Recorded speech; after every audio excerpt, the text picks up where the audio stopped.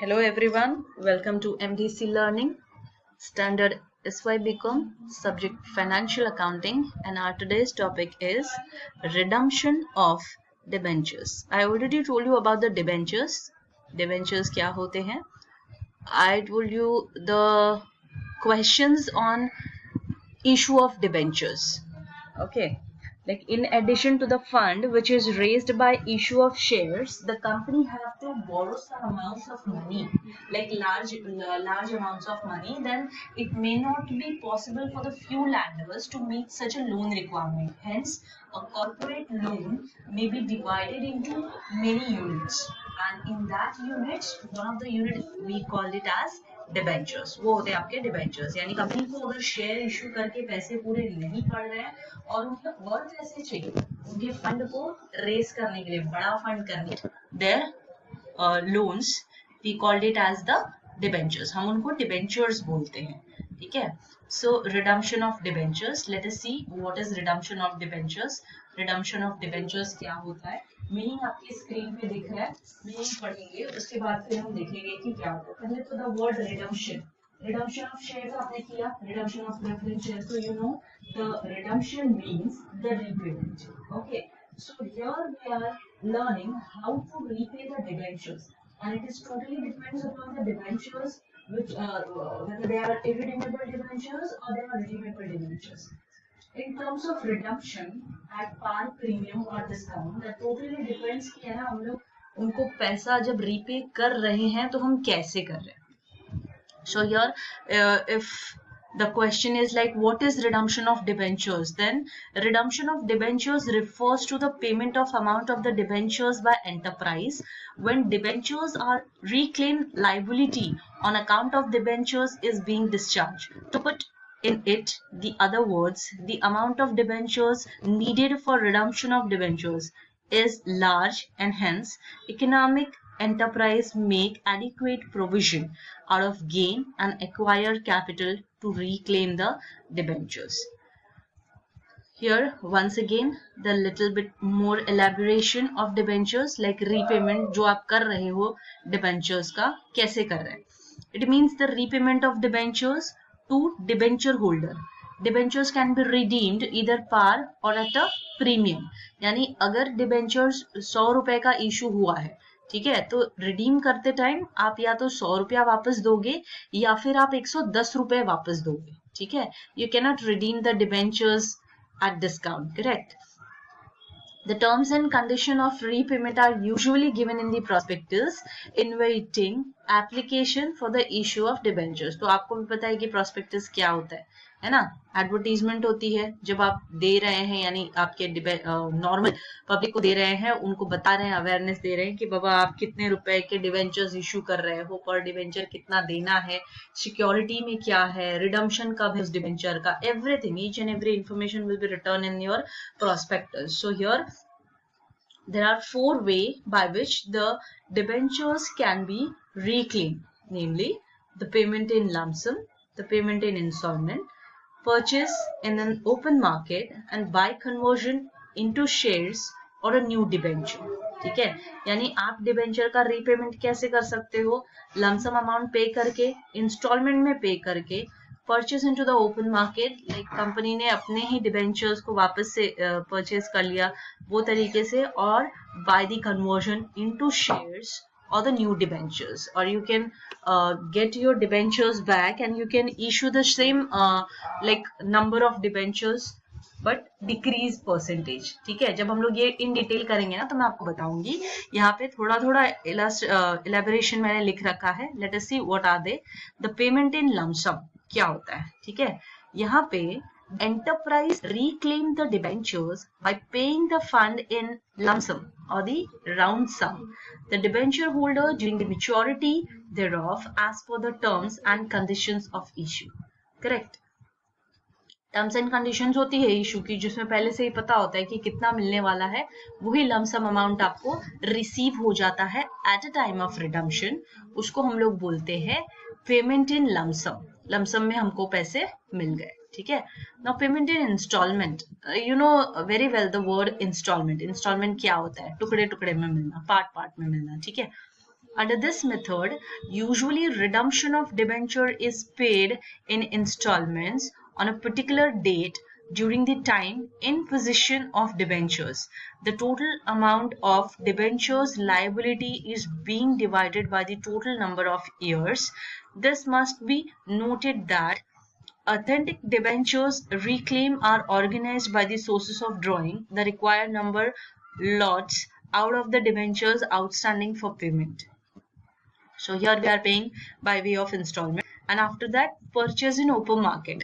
ये क्या होता है? When an enterprise buys its own debenture for the aim of cancellation, such an act of buying and cancelling the debentures comprises redemption of debentures by purchase into a open marketplace. ठीक है, open marketplace में purchase करना इसको बोलते हैं, यानी organization खुद के debenture खुद ही buy कर लेती है. Then last portion of the redemption is last part of the redemption is conversion into shares or the new debentures. इसमें क्या होता है? An enterprise can reclaim its debentures by transforming them into the new class of debentures or share. If debenture holders find that the proffer is useful to them, then they can exercise the right transforming of their debentures into new class of debentures or share. This new shares or debentures can be either circulated as at a premium, at a discount, or at a par. They may be noted that this method is applicable only to convertible debentures. Obviously, this conversion is possible only for the convertible type of debentures, है ना. अभी type of debentures की बात करूंगी तो आपको debentures type पता होंगे. उसमें redeemable है तो redeemable है, convertible है तो non convertible भी है. ठीक है, तो convertible debentures जो होते हैं उनका रिडम्पशन ऐसे किया जाता है. ठीक है, कन्वर्ट करके, यानी कुछ टाइम तक वो जब आएंगे वो तो वो डिबेंचर्स ही रहेंगे, पर एक पर्टिकुलर ईयर के बाद वो प्रोस्पेक्टस में लिखा होगा कितने ईयर के बाद, एक पर्टिकुलर टाइम लिमिट पूरा होने के बाद ये जो डिबेंचर्स हैं, these debentures are converted into shares. So we can call them as a convertible debentures. यानी कन्वर्टेबल डिबेंचर्स जो होते हैं वो लोग थोड़े टाइम के बाद क्या होते हैं? कन्वर्ट हो जाते हैं शेयर्स में. सो ये हमारे पास कन्वर्टेबल डिबेंचर्स हैं. Then as we are having one term called CRR, that is capital redemption reserve, in our redemption of preference shares chapter. Same way we have a term debenture redemption reserve. ठीक है, अपने पास एक term है जिसका नाम है debenture redemption reserve. आप इसको क्या बोल सकते हो? आप इसको DRR भी बोल सकते हो. ठीक है, DRR भी आप इसको बोल सकते हो. उसको हम लोग शॉर्ट में बोलेंगे डिबेंचर रिडम्पशन रिजर्व. ठीक है, ये हमारा डिबेंचर रिडम्पशन रिजर्व. अब ये होता क्या है? As per the section 74 subsection 4 provides that the debentures are issued by the company should create debenture redemption reserve account out of the profit of the company available for the payment of debentures, and the amount credited to such an account should not be utilized by the company for any purpose. Correct? बोलना क्या चाहता है भाई? English में लिखिए आप उसमें. बोलना क्या चाहते हैं हमने कि ना अपने पास जब कभी भी हम डिबेंचर्स रिडीम करते हैं, ठीक है, रिडीमेबल डिबेंचर्स जब कभी भी हमारे पास होते हैं तो हमको ये डिबेंचर रिडम्पशन रिजर्व को क्रिएट करना पड़ता है. कहाँ से क्रिएट करना पड़ता है? Out of the divisible profits of the company. ठीक है, the profits available for the payment of dividend and amount credited to such an account should not be utilised for any purpose. Correct, like CRR. जैसे आप CRR create करते थे redemption of preference shares, same ऐसे आप DRR create करेंगे for the redemption of debentures. ठीक है, the companies act 2013 wide section 71 subsection 4 together with the companies share capital and debentures rules 2014 require a company to create a DRR, correct, of an amount that is at least equal to the 25% of the total value. Correct, 25% of the total value of the nominal face value of the debentures, and that is redeemable by only AIFI, that is regulated by the Bank of India, that is All India Financial Institution, or it is privately placed by the debenture by the non-banking and other financial institution, that is LIC and UTI भी कर सकता है. उसके अलावा हमारे पास है banking companies, that is both public as well as private companies. When sufficient profit are not available or when management is not willing to transfer the debenture redemption reserve, the debentures is said to be out of capital. Okay, like इसको कैसे देना पड़ेगा, capital के पैसों से देना पड़ेगा. Thus, the debentures are redeemed out of the funds not earned from the normal activities of the business. However, it may be noted that as per the SEBI guidelines, Security Exchange Board of India, है ना, as per the SEBI guidelines, a company cannot redeem its debenture purely out of the capital or out of the profit. Creation of DRR equivalent to 25% of the amount of debenture issue is mandatory, that is compulsory. ठीक है, ये अपने लिए भाई mandatory है. ठीक है, mandatory बोले तो ये अपने लिए कंपलसरी है, रखना ही पड़ेगा, करना ही पड़ेगा. Clear? Before the redemption commence, जब रिडम्पशन शुरू हो उसके पहले. So redemption of debenture purely out of the capital profits is the only academic, not practical. ठीक है, तो अपने पास प्रैक्टिकली ऐसा लाइक एकेडमिक ऐसा होता है, यानी जब रिडम्पशन करने वाले हो ना, उसी ईयर में आपको डीआर करना है. रिडम्पशन जिस साल करना है उसी ईयर में डीआरआर करना है.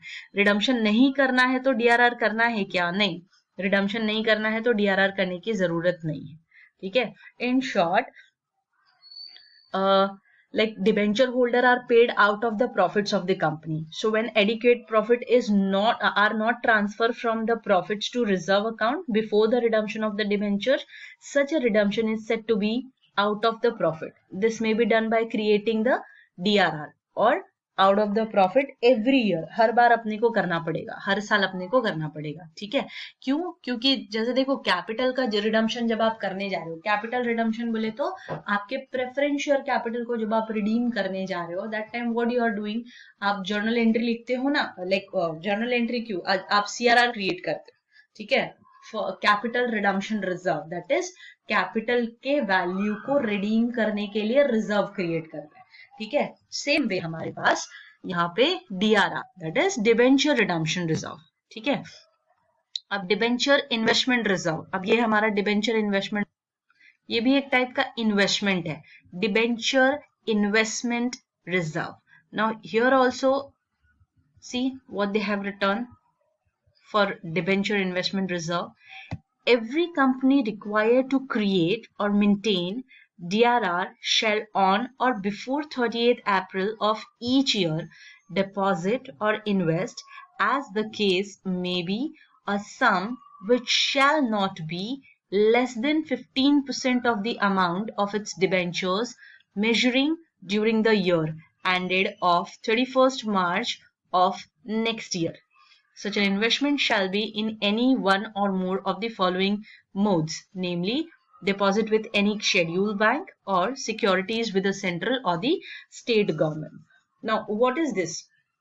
ये होता क्या है? ठीक है, अभी यहाँ पे अपने को बोला है not less than 15% of the amount of debentures measuring.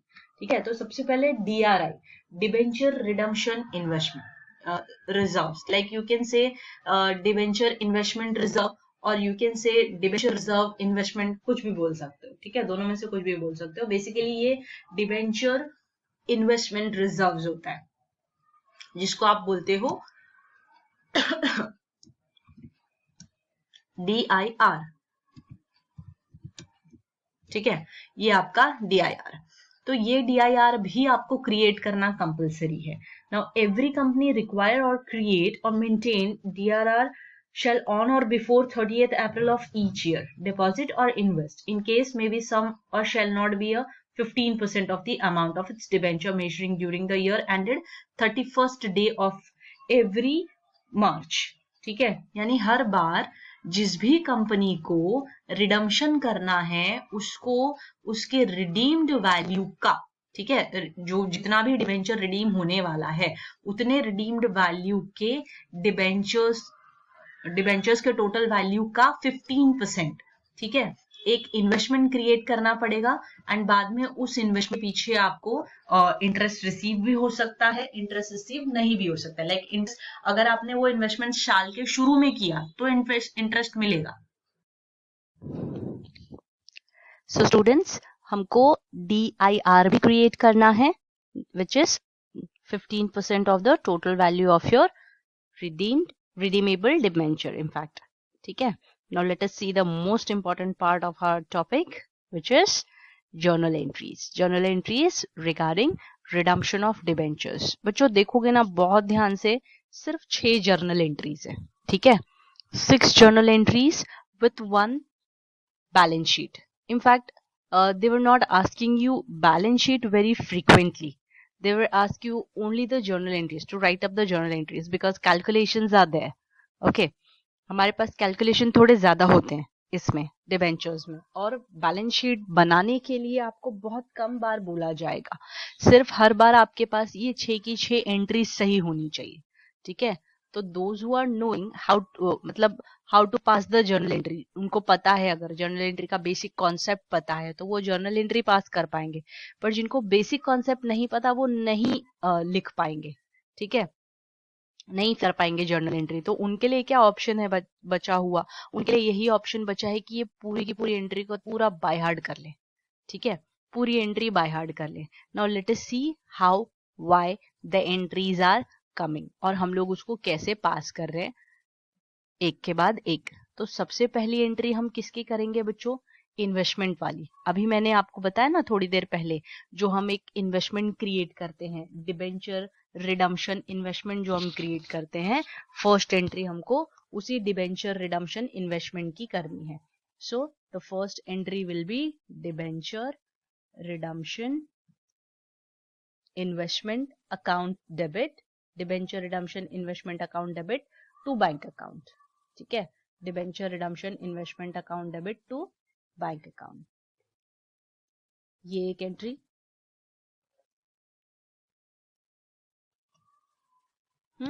इसके बाद फिर इन्वेस्टमेंट एंड कैश। अच्छा, ये हमने बैंक अकाउंट क्रेडिट क्यों किया, क्योंकि हम ये डिबेंचर रिडीम करने के लिए इन्वेस्टमेंट कर रहे हैं, और ये हम सबसे पहले करते हैं, ठीक है, स्टार्ट ऑफ द ईयर में करते हैं।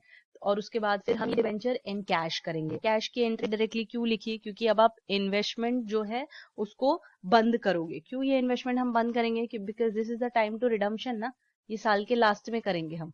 इन्वेस्टमेंट एंड कैश, इन्वेस्टमेंट जब आप इन कैश करने जाएंगे दैट टाइम आपको पैसे मिलेंगे, पैसे मिलेंगे तो हो जाएगा आपका bank account debit to debenture redemption investment account, debenture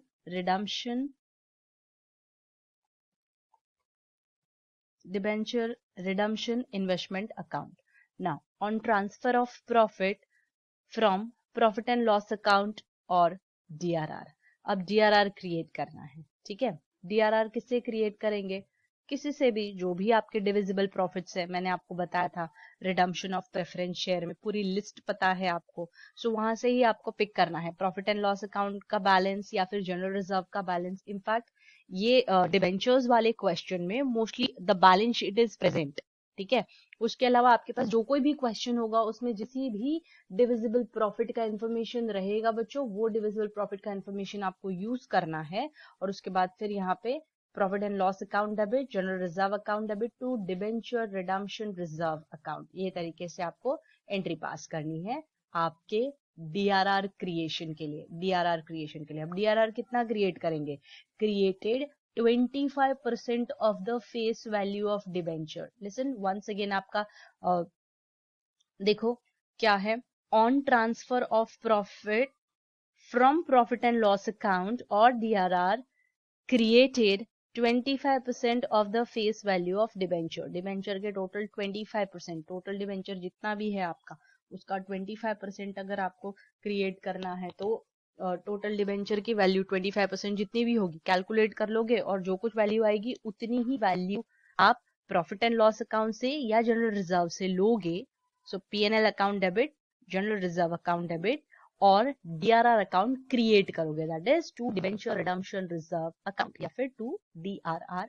after that we have to do the redemption. Main part redemption करो. चलो अगर पार पे रिडम्पशन है, तो जो भी आपका परसेंटेज है, percentage of debentures account debit to debenture holders account. पर अगर प्रीमियम पे रिडम्पशन है तो percentage of debentures account debit करना है. उसके बाद उस प्रीमियम भी दे रहे हो ना, तो premium on redemption of debentures account, ये भी हमारा डेबिट हो जाएगा. ठीक है, premium on redemption of debentures account debit. ठीक है, तो ये हो गया, ये भी हमारा डेबिट हो जाएगा साथ साथ में. हाँ, ये भी हमको डेबिट करना है टू डिबेंचर होल्डर्स अकाउंट. ये क्लियर हो गया. इसके बाद फिर हम पेमेंट करेंगे डिबेंचर होल्डर को. So on payment of debenture holders account the entry will be debenture holders account debit to bank account. Bank account credit क्यों किया हमने, पैसे जा रहे हैं इसलिए बैंक अकाउंट क्रेडिट कर दिया एंड डिबेंचर होल्डर को डेबिट कर दिया. Then after the redemption we have to put all the DRR value into the reserve. We have to convert all the DRR value into the reserves. When all the debentures were redeemed, the final entry in your redemption of debentures will be passed like debenture redemption reserve account debit to general reserve. और ऐसे करके आपकी सारी entries खत्म हो जाएंगी. ठीक है, सिर्फ ये 6 entry with one balance sheet gives you 20 marks. So students, kindly go through all these journal entries and this basic introduction about redemption of debentures, and if you feel if there is any doubt, difficulties, you can contact me in personal. In the next video we are going to solve questions based on redemption of debentures.